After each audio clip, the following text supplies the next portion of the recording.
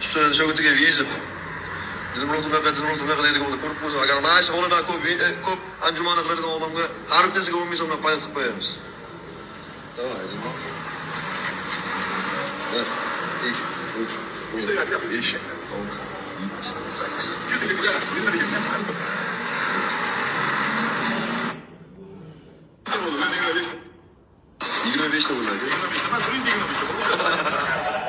Oğlaka mezibingizni qabul qilib, Xudoga katta shogird sinaymiz.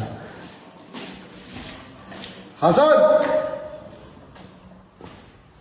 Bana başı ola etrafta bir testi köşkte. İstayım mı arkadaşlar? Tamam. Benim de koy bakalım. 10 lira.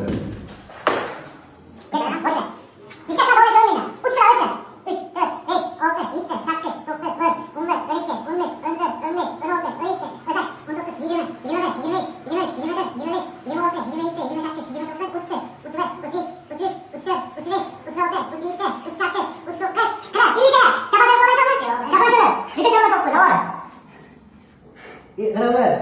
Böyle tükedi. 40 bitti.